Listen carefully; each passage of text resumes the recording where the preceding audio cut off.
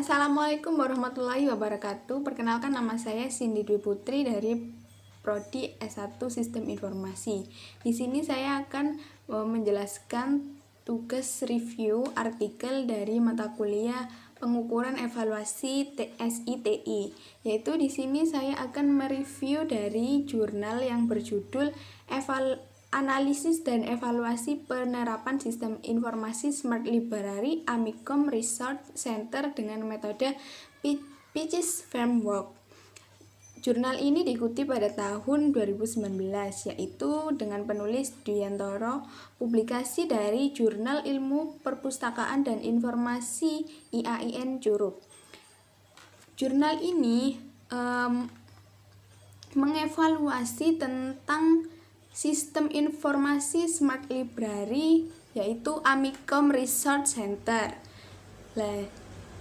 Smart Library ini banyak sekali menawarkan kemudahan, yaitu mulai dari administrasi, layanan, pengolahan, dan memberikan pelayanan yang cepat dan mudah bagi pemustaka. Kemudian evaluasi ini dilakukan dengan menggunakan metode analisis PICIS, yaitu menurut A.R. Dewi dan Nurjaimah pada tahun 2018, analisis PICIS sendiri yaitu merupakan metode yang digunakan untuk memperoleh pokok-pokok yang lebih spesifik.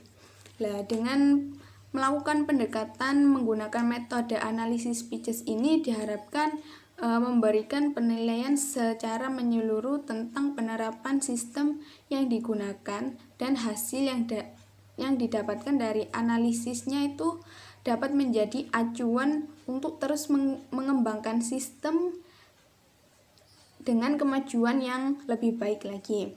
Kemudian metode penelitian untuk jurnal ini yaitu yang pertama pemilihan sampel. Di situ ada pemilihan populasi dan sampel. Yang kedua metode pengumpulan. Metode pengumpulan ini ada observasi, kuesioner, dan wawancara.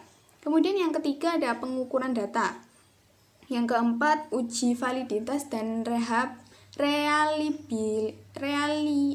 reliabilitas. Dan yang kelima itu ada analisis data. Kemudian yang hasil dan pembahasan. Yang pertama, analisis dari sistem informasi Smart Library itu sendiri.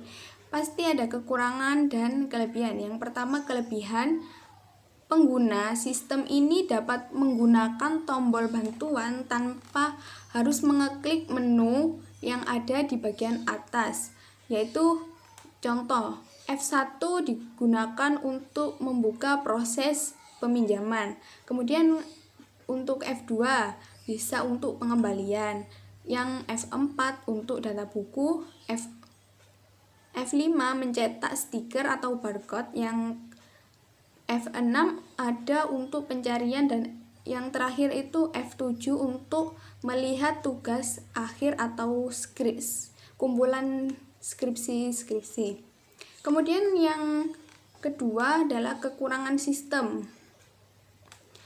Jadi berdasarkan keterangan pada tampilan layanan sirkulasi dapat dijelaskan bahwa untuk melakukan pinjaman, pustakawan hanya menginput NPM kemudian keluar nama peminjam. Setelah itu petugas tinggal men-scan barcode yang ada pada buku yang ingin dipinjam.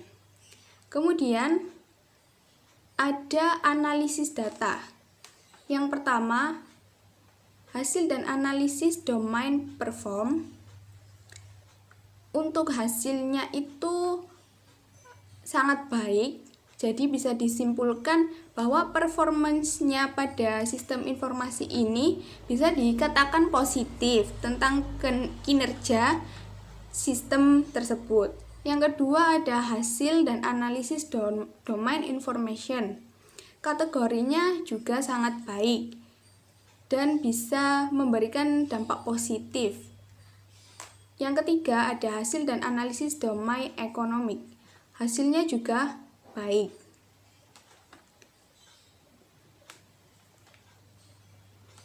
Hasil domain ekonomik itu sesuai dari pernyataan Supriyatna, sistem menawarkan tingkat dan kapasitas pelayanan yang memadai untuk mengurangi biaya dan meningkatkan keuntungan. Yang keempat ada hasil dan analisis domain kontrol. Di kategori ini mendapat respon yang sangat baik, dan dengan begitu akan sulit bagi pengguna luar yang tidak memiliki hak akses tidak akan bisa membuka program ini. Kemudian hasil dan analisis domain efisiensi. Hasilnya dikategorikan sangat baik. Kemudian yang terakhir ada hasil dan analisis domain service. Dikategorikan juga sangat baik. Jadi semua itu berdampak positif pada kualitas-kualitas yang ada pada sistem informasi Smart Library tersebut. Jadi cukup sekian presentasi review jurnal yang saya sampaikan. Kurang lebihnya mohon maaf. Wassalamualaikum warahmatullahi wabarakatuh.